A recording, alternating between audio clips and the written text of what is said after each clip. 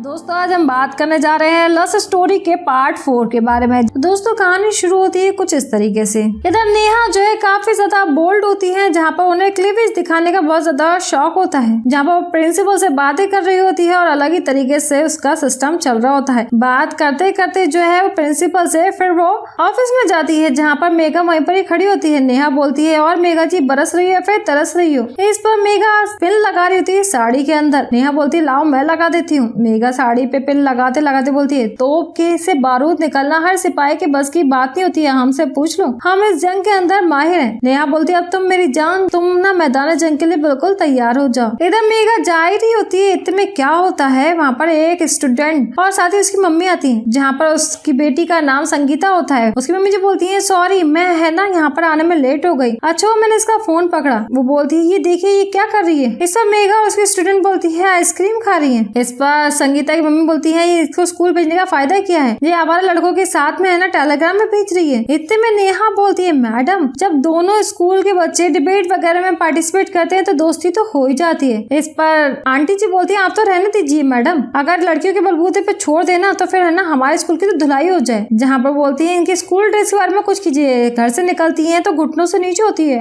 और ऊपर फिर ऊपर चले जाती है, सलवार कमीज क्यों नहीं दी। इतने में बात चल रही होती है, इतने में क्या होता है मेघा का पल्लू एकदम से सरक जाता है और आंटी जी की आंखें और बाहर आ जाती हैं। फिर मेघा दुपट्टे से ढक करके जाती है कैंटीन में, जहाँ पर वो पारस से मिलती है। पारस एक बहुत ही ज्यादा सीधा सच्चा सा लड़का होता है, बहुत थोड़ा सा शर्मीला होता है, जहाँ पर वो ढक ढुकू करके जाती है और हाय हाउ आर यू चल रहा होता है। पारस वही लड़का होता है जिससे मेघा की शादी होने वाली होती है। इतने में क्या होता है मेघा अपना जो शॉल पहनी होती है वो उतार देती है और मेघा का ऊपर का अपार्टमेंट दिख ही रहा होता है। इधर पारस उससे सच्चाई से बोलता है देखिए ये हमारी तीसरी मुलाकात है। पारस बहुत ज्यादा सीधा होता है, कहता है वो भी आउट ऑफ फैमिली। वो बोलता है आज तक हमने किसी लड़की का नंबर ही नहीं लिया है। दोनों में बातचीत चल रही होती है और मेघा थोड़ी सी तेज होती है, लेकिन पारस तो इतना सीधा है कि बेचारा लल्लू पंचारिष्ट होता है। दोनों बातें होती रहती है, उनकी मीटिंग खत्म होती है। इधर मेघा पहुंचती है अपने घर पर, जहाँ पर उसकी मम्मी उसको समझा रही होती है इज्जत कमाने और इज्जत देने वाला लड़का है, सांवला जरूर है लेकिन बढ़िया है, सब कुछ ठीक है, तो ये प्रॉब्लम क्या है। सब मेघा बोलती है मुझे नहीं पता अच्छे लड़के और बुरे लड़के का फर्क, तुमने मुझे है ना कोई स्कूल में नहीं, तुमने है ना ऑल गर्ल स्कूल में डाला था, ना आजादी थी ना ही पॉकेट मनी, और मुझ में इतनी हिम्मत नहीं थी कि मैं दूसरे स्कूल के लड़कों के साथ में घूमती फिरती, उनके साथ में बातें करती और उनके पैसों पर है ना आइसक्रीम खाती। इस पर मेघा की मम्मी बोलती है इसलिए तो कह रहे हैं शादी कर ले, फिर जितनी मर्जी चाहे उतनी आइसक्रीम खा लेना। नेक्स्ट सीन में क्या होता है जहाँ पर मेघा की शादी हो जाती है आखिरकार पारस से। पारस से शादी होने के बाद में होता है उनका बेस्ट डे यानी कि हनीमून की रात। तो दोस्तों जहाँ पर हनीमून की रात में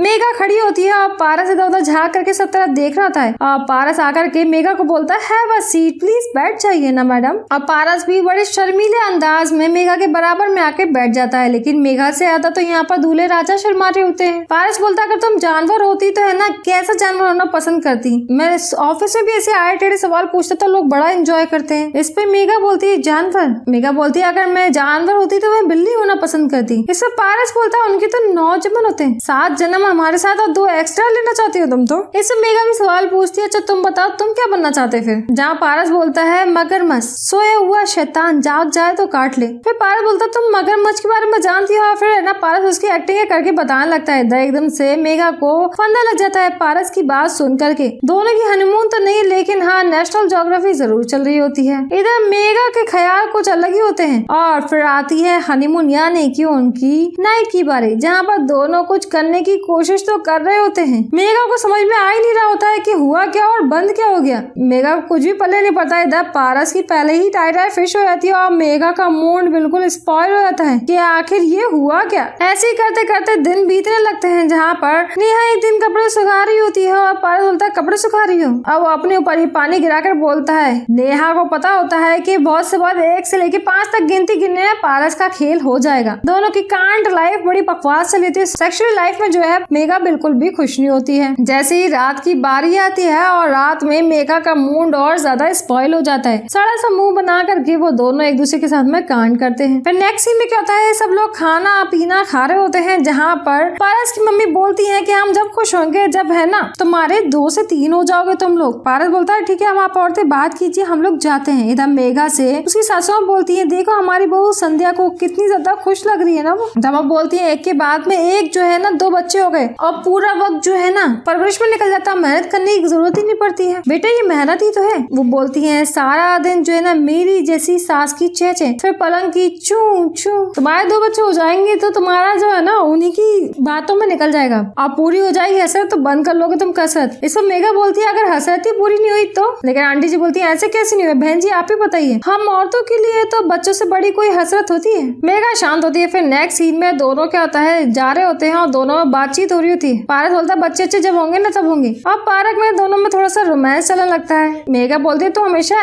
एक्साइटमेंट में रहते हो। फिर वो बोलती है एकदम से तुमने अडल्ट फिल्म देखी है कभी? ये सब पारस थोड़ा शांत हो जाता है। फिर बोलता है हाँ देखिए, स्कूल कॉलेज में देखी थी, अभी पिछले महीने तक देख रहे थे, क्यों क्या हो गया? मेघा बताती है जहाँ पर लड़के बोलते हैं ना ओ बेबी ओ या करते रहते हैं, दोनों जो है फिर वो साथ साथ मजे लेते हैं। और पारस ये बात सुनकर के है ना बिल्कुल शॉक्ड हो जाता है। बोलता है ये साथ साथ वाले मजे वाले सिस्टम होता है कि समझ में नहीं आया, हम ऑफिस में काम करते हैं तो हम अकाउंट चेक करते हैं या फिर कंप्यूटर में काम करते हैं। फिर दोनों साथ चला लगता है। नेक्स्ट सीन में क्या होता है, जहाँ मेघा और साथी नेहा दोनों को दोनों बैठे होते हैं और एकदम से प्यून आकर के बोलता है प्रिंसिपल साहब ने आपको बुलाया है। इधर वही मैडम जी आई होती है अपनी बच्ची के साथ में, संगीता के साथ में कोई बुक इशू करी होती है जहाँ पर ललिता के ऊपर बुक होती है और प्रिंसिपल बताते हैं ये हमारी रेखा मैडम ने है ना भेजा होता है, ये माँ बेटी के संबंध लिखे होते हैं। मेघा बोलती है आपने पढ़ी है ये किताब? बाप बेटी की ऐसी कहानी क्यों पढ़ूंगी मैं, इसके बाप ने पढ़ी है और इसने पढ़ी है। आने वाले सीन में क्या होता है, जहाँ पर रेखा मैडम लाइब्रेरी में होती है और फोन करके बुला रही होती है और इधर रेखा मैडम बुला ही रही होती है। इतने में मेघा बोलती है सर मैं देख लेती हूँ। मेघा चली जाती है लाइब्रेरी में और लाइब्रेरी में जाकर देखती है कि प्यून झाँक करके कुछ देख रहा होता है। जैसे ही मेघा देखती है तो रेखा जो है अलग ही यानी कि नेहा धूपिया मैडम जो है हमारी, वो अपने आप से ही अकेले में ही कर्म कांड कर रही होती है। इधर मेघा पूछती है रेखा से कि आपने लाइब्रेरी में क्यों किया? इस पर रेखा बोलती है दिल में 2 ख्वाहिश थी, चल मैं तुझे बता ही देती हूँ, एक हवाई जहाज के बंद बाथरूम में और दूसरा किताबों के बीच में लाइब्रेरी में, इसलिए मैंने सोचा एक ख्वाहिश तो मैं पूरी कर ही लूँ ना। रेखा बोलती है मर्द जो है ना बहुत ज्यादा खुदगर्ज होते हैं, हम औरतों को कभी भी ज्यादा खुशी नहीं दे सकते और ये कमबख्त प्रिंसिपल साहब मेरी खुशी भी छीन ली और पति भी छीन लिया। दोनों बात कर ही रहे थे, मेघा का मूड बिल्कुल अलग हो जाता है। फिर नेक्स्ट में क्या होता है, जहाँ पर रात की बात होती है, जहाँ पर रात में दोनों के बीच में कांड चल रहा होता है, पारस का कोटा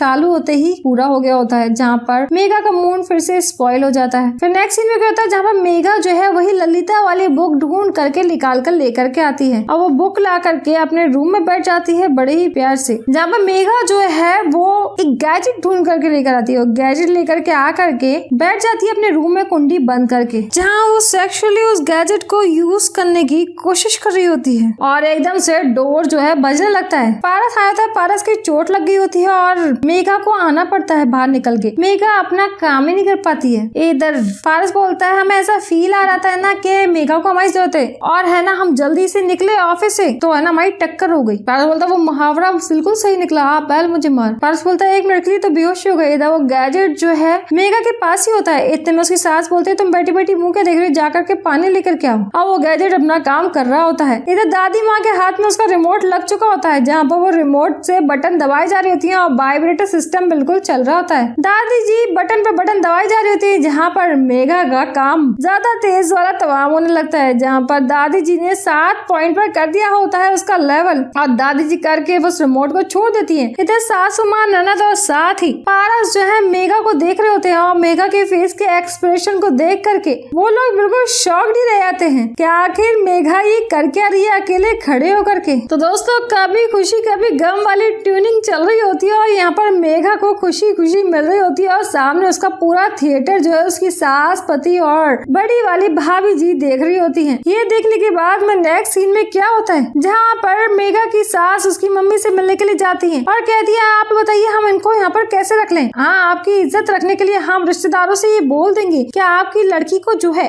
मिर्गी के दौरे पड़ते हैं। इधर मेघा परेशान होती है, मेघा आंखें झुकाए बैठी होती है क्योंकि उसने सबके सामने ऐसे कर्म किए होते हैं। आंटी जी बोलती है देखिए बहन जी हमारे खानदान में ऐसी कोख से बच्चे पैदा नहीं हो सकते। इस सब पारस बोलता है कि बहुत हो गया, हम दोनों की आपस की बात है। इस पे आंटी जी बोलते हैं अगर ये बात बेडरूम में होती ना तो आपस की थी, अब ये बात खुले मैदान में हुई है तो ये पूरे के पूरे परिवार का मामला है। बहुत सुन लिया हमने, अगर तुझे भी इसकी इतनी पड़ी है तो तू भी यहीं पे बैठा रहे, ठीक है ना। ये बोल करके सासू माँ चली जाती है। पारस और मेघा दूसरे के आमने सामने बैठे होते हैं। इधर नेक्स्ट सीन में क्या होता है आगे, एक महीना बीत गया होता है। एक महीने के बाद में पारस जो है कॉफी शॉप में इंतजार कर रहा होता है और मेघा वहाँ पर आती है, कहती मुद्दे की हम बात करें। जहाँ पारस बोलता है जो हुआ हम उसको भूल जाते हैं और नई शुरुआत करते हैं। वो बोलता है मैंने जो भी किया मैं उसके लिए माफी मांगता हूँ। इस बार मेघा बोलती है मुझसे कोई गलती नहीं हुई है, जो हुआ वो गलत नहीं था बिल्कुल भी, जहाँ पर हुआ उसके लिए माफी मांगना चाहती है। मेघा बोलती है मेरी इसमें कोई गलती नहीं थी और ये मेरी जरूरत थी। औरत की हसरत सिर्फ और सिर्फ बच्चे नहीं होते हैं। जहाँ मेघा ये बात समझाने की कोशिश करती है कि उसकी और भी ज्यादा जरूरतें होती हैं। इससे पारस बोलता है तो फिर क्या फैसला किया है आपने, क्या करना चाहेंगे आप। मेघा बोलती है मैं नहीं जानती मैं क्या करना चाहती हूँ। मेघा की नई लाश शुरू हुई होती है और उससे पहले ही बंद हो गई होती है। जिस तरीके से पारस शुरू होते ही खत्म हो जाता है। मेघा बोलती है बस फिलहाल मैं आइसक्रीम खाना चाहती हूँ। इतने में पारस जो है हाथ रोक लेता है और अपने हाथ से मेघा को आइसक्रीम खिलाता है। तो दोस्तों उसका पति तो मेघा को बिल्कुल भी खुश नहीं कर पाता बेडरूम में और इसलिए मेघा को ये करना पड़ता है। उसके बाद में उसका डिवोर्स तक की नौबत आ जाती है। Thank you.